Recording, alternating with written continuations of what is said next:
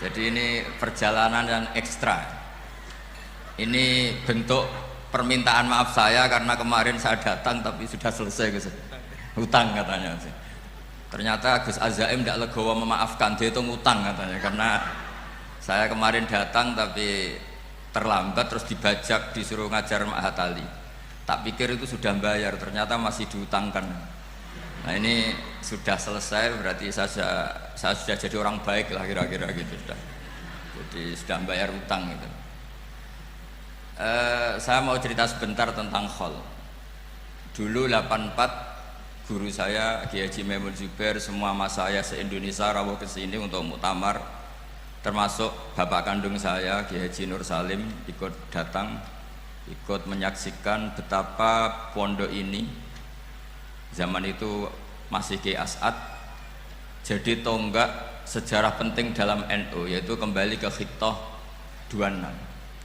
Kita tahu NU dulu itu ormas, kemudian era Gus Wahid jadi partai politik, era Gus Dur karena saran beberapa kiai, wafi muqaddimihim ada Kiai As'ad, Kiai Ahmad Siddiq dan beberapa kiai, kembali lagi ke Khittah 26, yaitu menjadi ormas, organisasi masyarakat yang menaungi, yang mengayomi, yang menganjurkan mazhab ahli sunnah wal jamaah.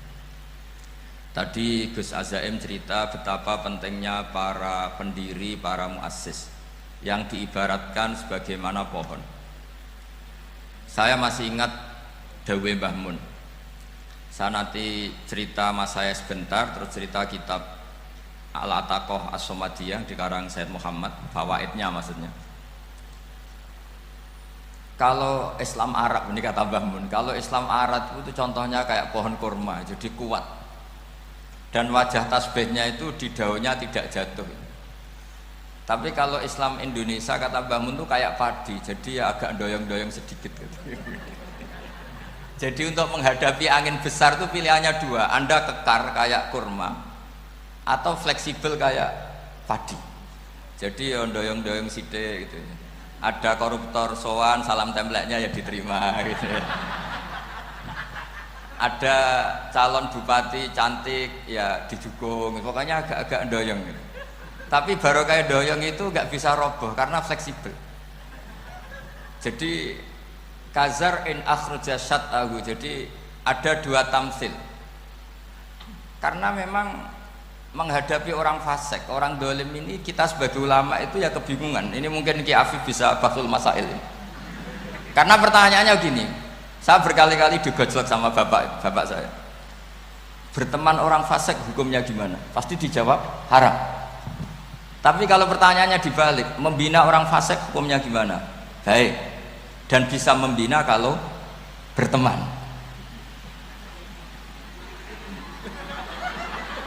Makanya Gus Azaim pernah bikin seni deh, muktamar seni. Anggap saja madhabnya seperti itu gitu. Jadi ya agak doyong-doyong sedikit. Masa ketop berteman orang yang macam-macam, tapi itu fleksibel. Nyatanya tetap soleh sampai sekarang gitu. Itu berarti itu ya gitu kata Mbah itu. Jadi untuk menahan angin yang besar pilihannya hanya dua. Anda kokoh kayak pohon kurma atau fleksibel kayak padi. Nah, Islam Indonesia kata Mbah Mun itu pari wae katanya, padi. Jadi ungkapan-ungkapan para mas saya ini penting karena khazanah yang saya baca. Saya berkali-kali cerita ini dalam kitab Khilyatul Auliya.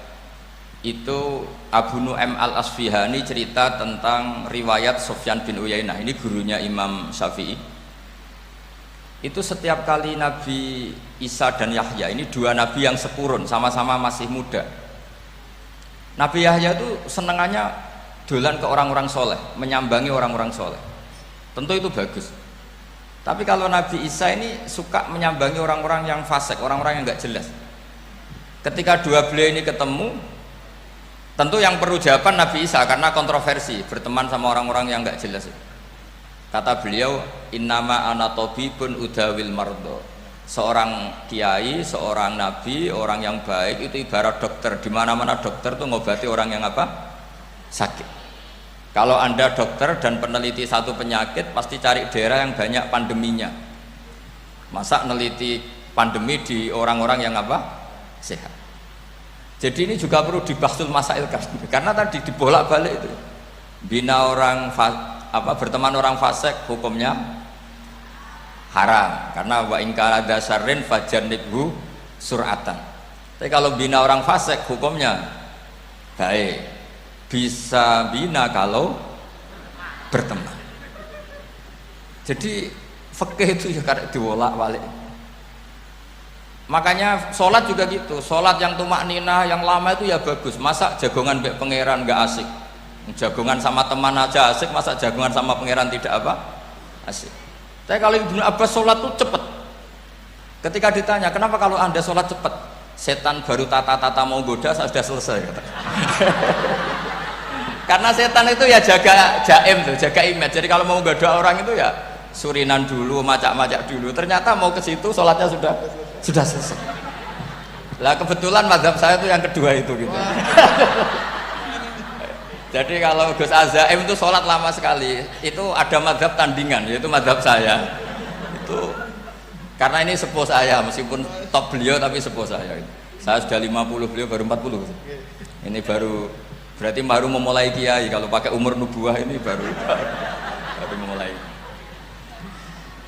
Jadi mazhab itu penting, jadi pembanding itu harus diutarakan sehingga dalam fikih manapun itu sebuah mazhab itu harus diuji itu lewat pembanding.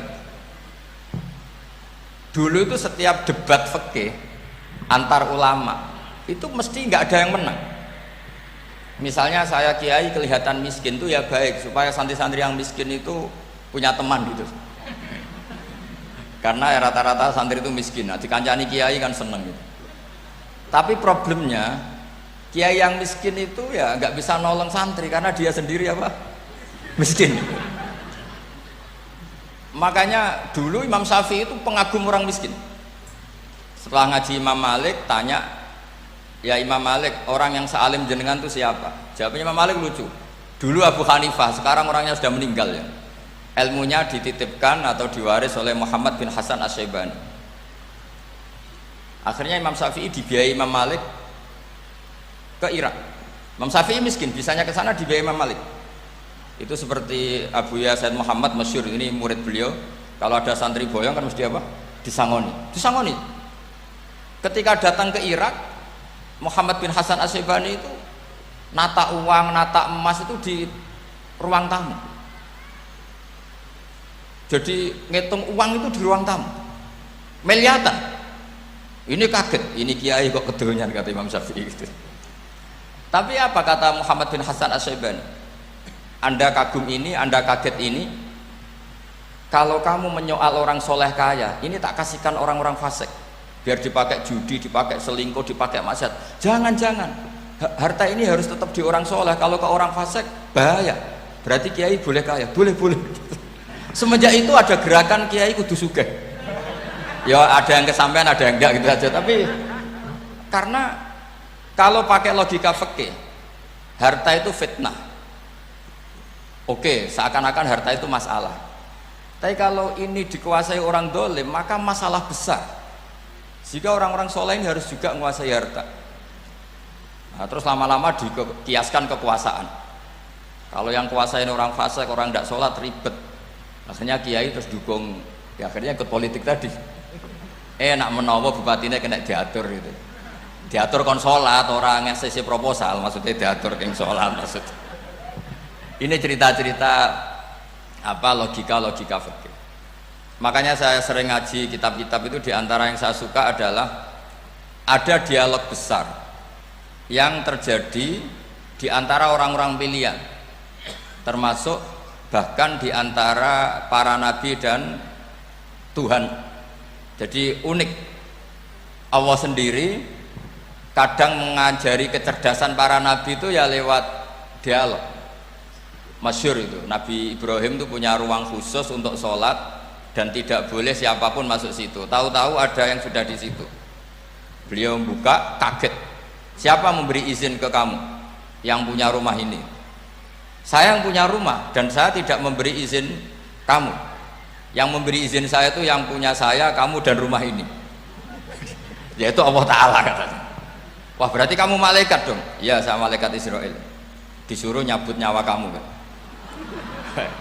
Ya agak sopan karena agak pernah mondok di Salafiyah itu namanya malaikat Israel itu. Itu akhirnya Nabi Ibrahim bilang, wah itu keliru, Anda pasti keliru. Hal ra'aita habiban yumitu habibah, hal ra'aita khalilan yumitu khalilah. Saya ini Khalilur Rahman, saya ini kekasih Allah. Masa ada kekasih bunuh yang dikasih? Itu Israel akhirnya ngaji, masuk akal juga. Ternyata perintah ini mungkin hoax ya. Pokoknya dia terus mikir akhirnya. Iya ya, masa ini kekasih Allah kemudian oleh Allah dibunuh, dimatikan. Terbanglah Israel, matur lagi, ya Allah. Kata Ibrahim, hal ra'aita khalilan yumitu khalilah. Masa kekasih bunuh yang dia apa? Kasih. Kayaknya masuk akal Gusti. Mulai ngaji lah kira-kira gitu malaikat itu. Akhirnya oleh Allah dijawab, ya sudah begini, kamu datang ke Ibrahim bilang, hal ra'aita habiban yakrahu ayyalqa habibah. Masa kekasih tidak siap ketemu yang dikasih. Nah, jadi akhirnya Nabi Ibrahim, Israel datang lagi. Logikanya sekarang enggak gitu, begini katanya diajarin. Hal ra'aita habiban yakrahu ayyalqa habibah. Masa kekasih tidak siap ketemu yang dikasih. Terus kata Ibrahim, oke, ya terus mau meninggal. Jadi kalau jenengan cinta betul sama Allah ya harus, ya tidak usah, jangan sekarang tapi. Kalau mati di rumah aja, kalau di pondok ngerepotnya kiainya nanti itu. Tapi nanti setelah punya cucu banyak lah. Nah, barokahnya baca ini, dialog-dialog orang pilihan ini akan tersibak. Karena tidak dalam semua kebaikan itu nggak ada logikanya, rata-rata ada logikanya. Misalnya begini, kalau Anda orang soleh, kemudian anak Anda pamit mau sekolah di Jerman, pilihan Anda mengizinkan apa enggak? Karena potensi jadi fasik ya tinggi karena di tempat-tempat mas.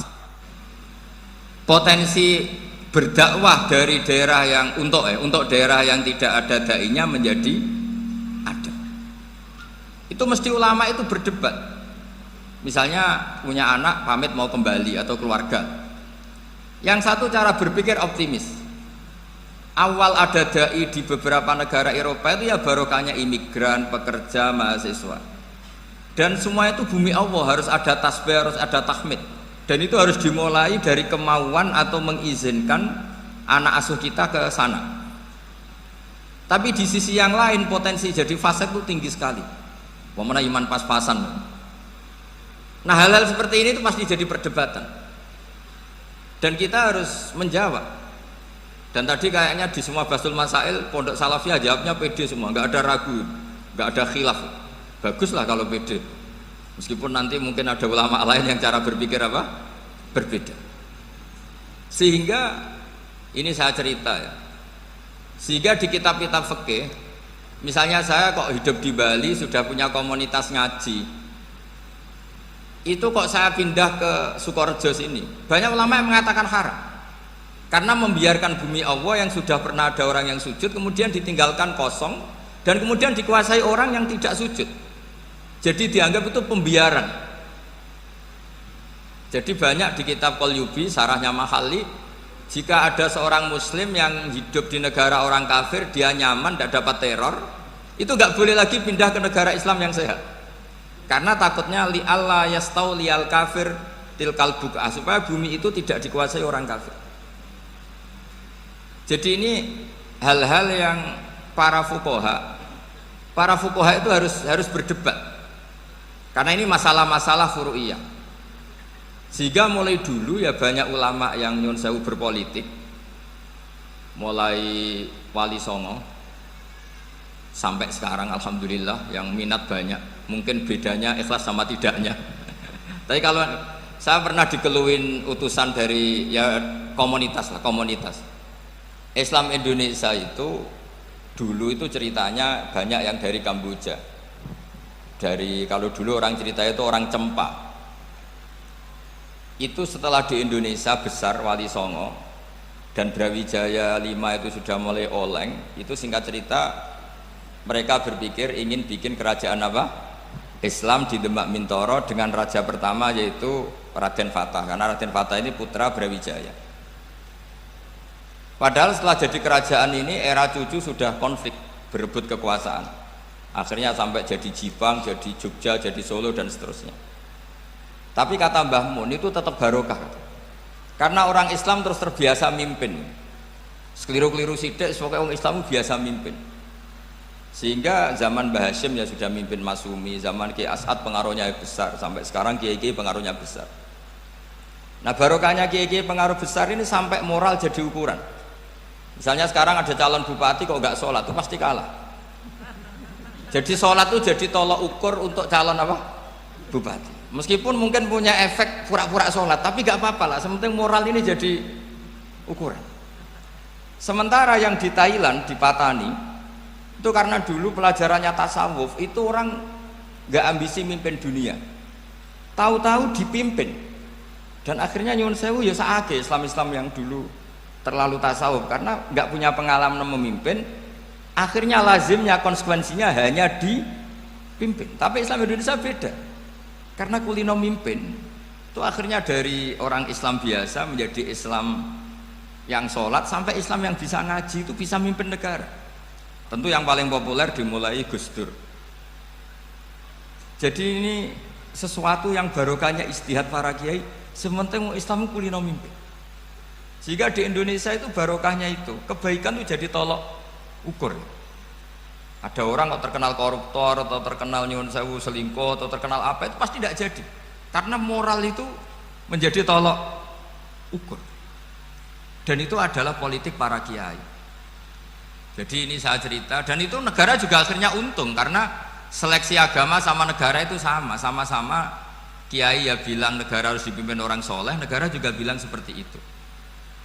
Nah, ketokohan-ketokohan para beliau-beliau ini yang mau lah bekerja sama dengan umarok. Kita tahu dulu Pak Harto ya rawuh ke sini ketika Muktamar 84, rawuh ke Ki As'ad, ketika mau kembali ke Khittah juga dirembuk oleh ulama dan umarok. Dan akhirnya ini menjadi negara yang alhamdulillah semoga selalu menuju baldatun thayyibatu wa rabbun ghafur. Nah, kemudian di sini saya tabarruk dengan Said Muhammad, gurunya Kiai Haji Azaim. Saya mau cerita tentang amaliyah tadi. Saya sebetulnya nggak niat bacakan bab itu, gara-gara ada khataman jumlahnya banyak saya jadi pusing. Ini panitianya tanya, khatam betul apa enggak? Iya Gus, khatam betul. Tapi kayaknya saya tidak yakin itu. Karena saya ini kan dari pondok tahfidz itu. Biasanya anak khataman itu ya rodok bodoni itu. Wes dibaca buanter sing nyemak yang mendelok pojoke tok. Mergo kebanteren. Nah, akhirnya lafat-lafat yang di tengah itu enggak di apa? Baca. Tapi ya semoga dimaafkan Allah lah. Yang jelas itu enggak. Tapi saya mau cerita ya. Jadi cara berpikir Said Muhammad ini nanti juga saya teruskan di Ma'had Ali. Ini saya baca ya. Di antara yang diyakini madhab Malikiyah, ini saya baca saja teksnya. Jadi ada riwayat namanya, kalau Said Muhammad bahasakan itu Ataqoh Somadiyah. Kalau di Indonesia kadang orang bilang Al-Ataqoh Al-Kubro, yaitu dengan membaca surat Ikhlas. Di sini jumlahnya hanya 100 kali, Kila 1000 kali. Tadi berapa teman? 700 juta, ini sudah susuk banyak ini. Di sini hanya 40, riwayat lagi 100, 1000. Terus sampean tadi berapa? 800 juta. Wah, ini sudah susuk ini. Itu anak cucu sampean pasti masuk surga itu kalau gitu. Ini saya baca, ini kitabnya Said Muhammad. Suratul Ikhlasi wal Itqu minan nar. Akhrajat Tabrani fil Kabir an Fairuz ad-Dailami wa Ibnu Uftin Najasi. Waqad khadaman Nabiyya sallallahu alaihi wasallam. Orang ini jadi khadimnya Nabi. Qala Rasulullah sallallahu alaihi wasallam, "Man qara'a qul huwallahu ahad mi'ata marratin fi shalat ghairiha kataballahu lahu bara'atan minan nar." Ini hanya berapa ini? Mi'ata marrah. Berarti kalau satu orang itu cukup 100. Tadi sudah untuk 7 turunan tadi untuk orang berapa? Ya, untuk 7 turunan cukup. Cukup. Untuk 7 turunan. Ya, sudah susuk ini sudah susuk ini. Aduh, ribet ini. Nah ini tak cari pembenarannya ini supaya keren. Ini di halaman 188 Abwabul Farad. Warwa Ibrahim bin Muhammad al-Khiyari fi fawaitihi an Hudzaifah marfu'an. Man qara'a qul huwallahu ahad alfa marratin faqad ishtara nafsahu minallah. Berarti 100, ada riwayat lagi 1000. Nanti tak carikan lagi yang berapa? 1 miliar mungkin. Jangan banyak-banyak. Nah ini saya baca ya. Wa hadzal adatu huwa al-ma'rufu bi ataqatis somadiyah. Wa qad nassa jama'atun mutaakhiril malikiyah ala istihbabi ataqatis somadiyah wa haddu ala qiraatiha wa istimaliha. Minhum Asy-Syaikh Abdus Salam Al-Asmar sak terus ini. Jadi kullu haula'i istahabbu ataqatas somadiyah ma'atirafi ba'dihim kal misnawi bi syiddati fi hadisiha. I'timadan ala anna hadza minal fadha'il allati yutasahalu fiha. Faman sa'a yasta'milaha roja'a khusula ma fiha fala ba'sa bidzalik ala syarti alla ya'taqida thubuta dzalika anin nabi sallallahu alaihi wasallam hatta la yaqa'a fil kitsbi alaihi. Jadi intinya itu silahkan Anda bikin jumlah sesuai versi Anda, yang penting Anda jangan kampanye kalau itu perintah Kanjeng Nabi Muhammad sallallahu alaihi wasallam. Karena kalau kamu atasnamakan Nabi kemudian jumlahnya sampai 800 berapa? 800 juta, berarti Nabi mengajarkan masyakoh pada umatnya. Jadi cukup yang riwayat itu di sini hanya 100 sama 1000. Jadi kalau jumlah tadi untuk 7 apa? Turunan. Jadi kamu harus ditutup dengan doa, ya Allah, semua itu bukan untuk saya tapi untuk 7 turunan. Tolong catat ya Allah. Karena itu. Jadi artinya gini loh ya, orang Indonesia yang sering mempraktekkan atakosomadiyah itu bukan tanpa dalil. Ternyata dalam mazhab Maliki, saya masih ingat ketika mbah saya kandung, bapaknya bapak, asmane Mbah Nur Syam, itu wasiatnya minta dibacakan 4.000. Yang baca pas itu ya bapak sama anak-anaknya. Dan kemudian alhamdulillah zaman akhir itu mulai agak ngawur. Kalau ada acara itu wong liya kon maca anake mlebu metu gak melok maca. Itu keliru, saya jamin itu keliru. Saya sering kalau mimpin di rumah, kalau yasinan di tonggo-tonggo kok anaknya gak maca, saya keluar. Bapakmu wong liya kon maca kata saya gitu. Jadi itu menurut saya itu yang jelas, saya sampai ngisi begini. Yang ada riwayatnya itu idza mata ibnu adam in qata amaluhu illa min salasin shadaqatin jariyah au ilmin yuntafa'u bi aw waladin sholihin yatullah. Itu tidak ada di hadis au kiyayin sholihin yatullah. Yang ada itu awaladin apa? Sholihin. Jadi anaknya harus ikut, kalau tidak ada usaha. Akhirnya anaknya udah tinggi Gus nggih. Akhirnya tak kei jagung paling akeh, kula mendet sithik. Wong aku ora anake. Kadang-kadang enggak, orang lain baca buahnya anaknya mau mlebu metu mau enggak manggakno tamu mbek rokokan. Itu harus ditobatkan itu. Keliru itu. Karena nasnya bukan auqiyayin sholihin tapi awaladin sholihin. Ini bukan provokator, ini memang iya seperti itu. Nah terus tentang tadi la ilaha illallah yang didawuhkan Gus Azaim, la ilaha illallah itu penting sekali. Cuma saya mohon itu dielmoni lah. Jadi dulu kalimat ini menjadi spesial karena dielmoni, karena dimulai dari fa'lam annahu la ilaha illallah. Terusannya ayat tuh wastaghfir li dzambika walil mu'minina wal mu'minat. Saya ulang lagi ya. Terusannya ayat tuh wastaghfir li dzambika walil mu'minina wal mu'minat. Makanya menurut mazhab Sadili, kamu disuruh baca la ilaha illallah dulu, jangan istighfar dulu. Saya ulang lagi ya. Dalam mazhab Sadiliyah itu la ilaha illallah dulu, nggak boleh istighfar dulu. Alasannya masuk akal. Orang yang kafir 70 tahun itu sekali baca la ilaha illallah itu langsung yughfar lahum ma qad salaf. Sehingga la ilaha illallah sendiri sudah punya kekuatan supaya dosa kita diampuni. Qul lil ladzina kafaru iyantahu yughfar lahum ma qad salaf. Cara menghentikan kekafiran gimana? Dia melafadzkan la ilaha illallah. Ini kalimat yang begitu saktinya sampai orang yang kafir puluhan tahun itu dosanya semuanya terhapus hanya karena melafadzkan la ilaha illallah. Nah, Makanya kata Abdul Hasan Asyadzili, wastaghfir li dzambika ay bihadil kalimah. Seseorang sah diistighfari itu kalau melafadzkan la ilaha illallah. Misalnya ada orang kafir mati kafir, sah nggak anak cucunya mengistighfari dia? Tidak sah karena belum melafadzkan la ilaha illallah. Makanya kata Abdul Hasan Asyadzili, wastaghfir li dzambika ay bihadil kalimah. Sehingga lafadz ini spesial betul. Tapi kadang-kadang beberapa mursyid cara berpikir lain. Ini kalimah thayyibah harus dibaca orang suci, sehingga mendahulukan apa? Istighfar, untuk supaya pas ngelafatkan kalimah thayyibah sudah dalam keadaan apa? Suci. Itu juga masuk akal. Tapi secara meyakinkan saya sendiri lebih mengikuti manhajnya Abil Hasan Asyadzili karena alasannya tadi, yang kafir puluhan tahun saja langsung luntur dosanya karena melafatkan la ilaha illallah. Artinya la ilaha illallah sendiri sudah bagian dari istighfar. Nah, ya tadi buktinya fa'lam annahu la ilaha illallah terus wastaghfir li dzambika walil mu'minin. Jadi orang sah diistighfari itu setelah dipastikan sah tauhidnya. Jadi setelah tauhidnya sah yaitu la ilaha illallah baru sah apa? Diistighfari. Sehingga orang kafir, saya ulang lagi, orang kafir yang mati kafir anak cucunya tidak boleh apa? Tidak boleh menistighfar. Terus saran saya kedua, la ilaha illallah itu filosofinya itu nafyun li uluhiyati ghairillah wa isbatun li uluhiyatillah wahda.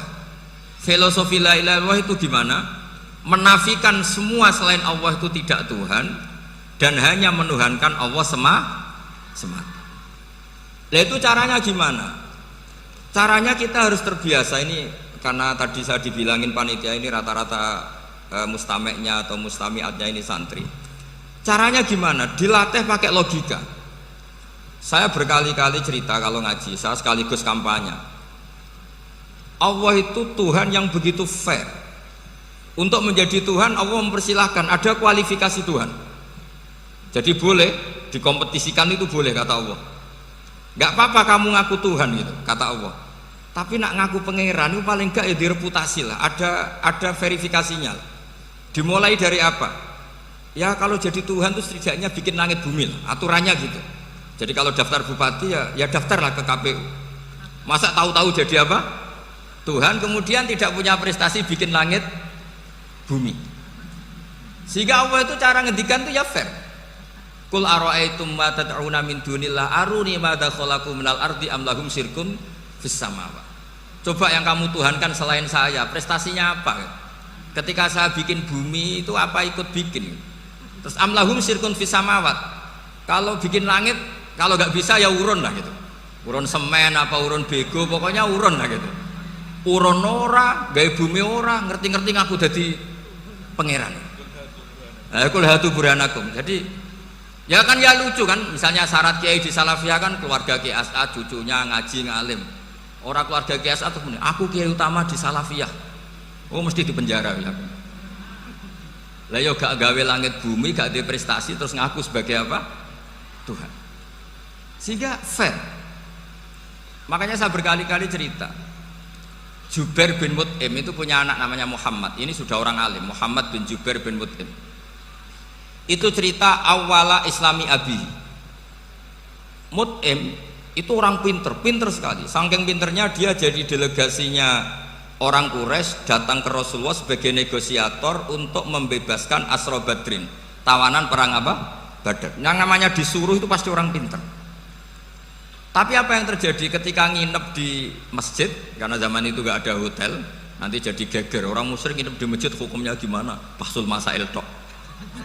Zaman itu mau tidak mau. Kalau sekarang kan ada hotel, kiai juga punya wisma.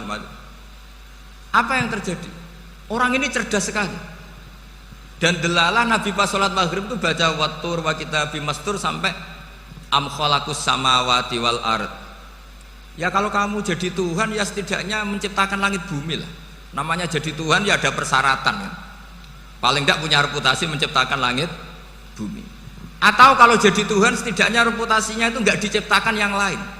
Am khuliqu min ghairi syai'in. Ini jadi Tuhan kok punya bapak, punya ibu. Ini jadi Tuhan kok lahirnya di bumi, ada tanggal lahirnya, ada tahun Masa jadi Tuhan kok dulu buminya? Pokoknya walhasil tuh akhirnya Nabi ketika salam sholat maghrib dia datang, ya Rasulullah, akalku habis oleh ayat yang barusan kau baca. Sudah saya Islam saja. Argumentasi selain Allah Tuhan itu batal. Itu lah saya mohon santri-santri salafiyah itu baca Quran sampai seperti itu. Jadi jangan hanya khataman banyak-banyakan maksudnya. Ini bukan nyindir, ini ngamuk ini. Jadi ya khatamannya tadilah 1000 atau berapa lah, jangan banyak-banyak. Juga kasihan malaikat yang nyatet kan.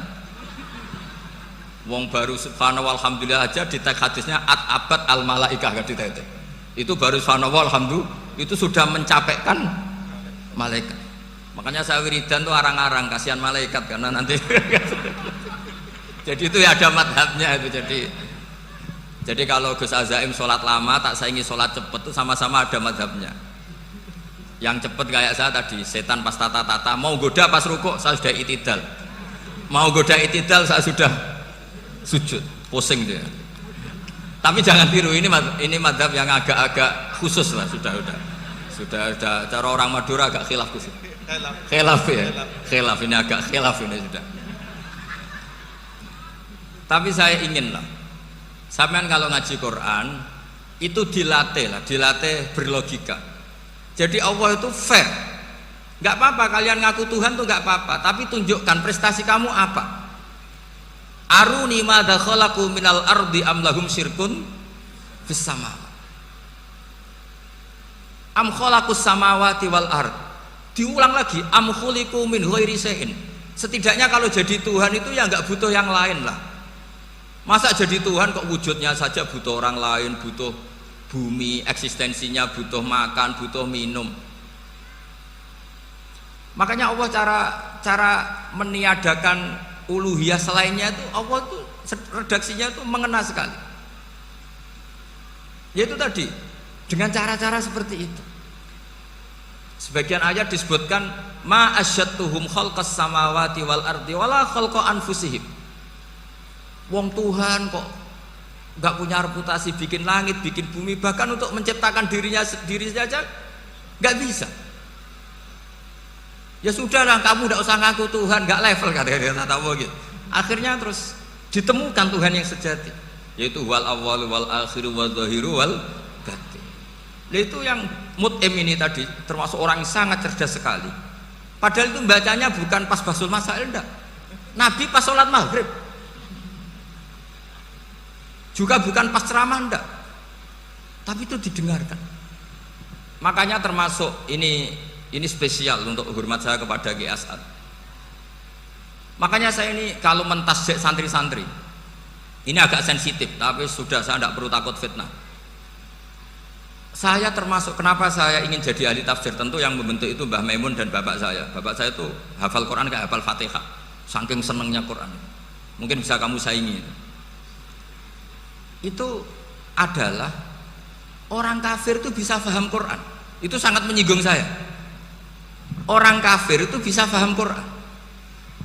Ketika umat Islam itu karena mendengar apa coba? Mendengar apa?